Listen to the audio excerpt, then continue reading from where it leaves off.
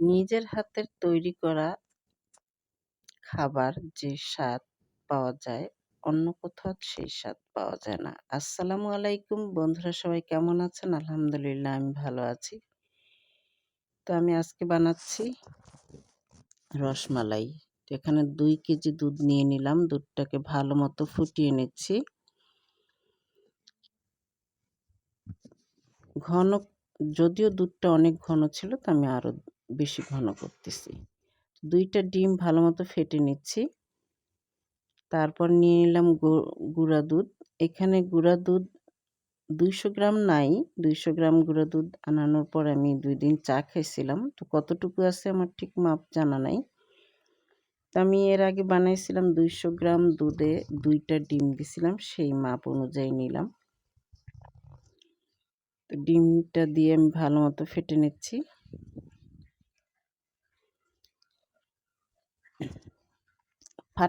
ভালো মতো মথে নেবার পরে দেখেন একদম পাতলা হয়ে গেছে।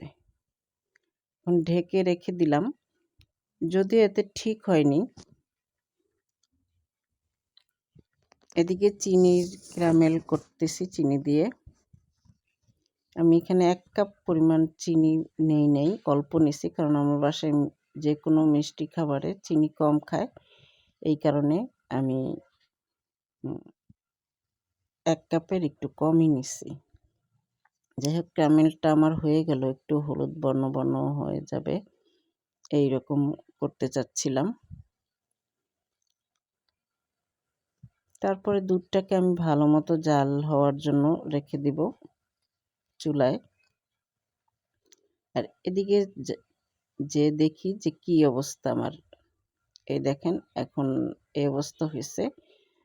তো এই অবস্থাটা আমি মাঝখানে আরেকবার দেখছিলাম, তখন আমি দেখি যে না, এটা বেশি নরম হয়ে গেছে। তো আমি একটু ডিপে রাখছিলাম। তারপরে আবার 2 চামচ কর্নফ্লাওয়ারও এর সাথে মিলাইছিলাম। তো যাই হোক, তারপরে ঠিক হয়েছে। তারপর হাতে একটু ঘি মাখিয়ে আমি এই যে রসমালাই এগুলো বানায় ফেললাম, মিষ্টিগুলো। নরম হওয়াতে বেশি ভালো হয়েছে, মিষ্টিগুলো খুব সফট হয়েছে, একদম মুখে দিলে মিলিয়ে যায় এই টাইপের। তো দুধে তো প্রচণ্ড সর পড়ছে, তো দুধের মধ্যে আমি দিয়ে দিলাম মিষ্টিগুলো। এখন দেবার সাথে সাথেই যেন ফুলে উঠতেছে মিষ্টিগুলা, এরকম একটা অবস্থা। আপনারা বাসায় অবশ্যই এটা ট্রাই করবেন, বানায় দেখবেন। সব মিষ্টিগুলো দেবার পরে যখন বলক আসলো দুধটা, দেখেন মিষ্টিগুলো কত বড় হয়ে গেছে। আমি কিন্তু অনেক ছোট বানাইছিলাম। যাই হোক, এই যে মিষ্টিগুলা বড় হওয়াতে দুধ কমে গেছে।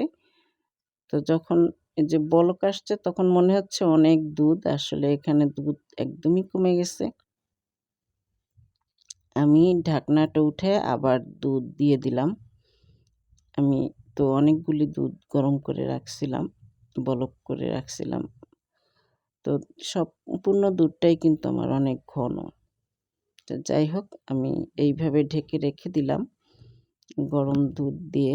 এই দুধ, আরও দুধ এতে দিতে হবে, কারণ এটাও টেনে যাবে, মিষ্টি খেয়ে ফেলবে। তো এই দেখেন কত সফট হয়েছে।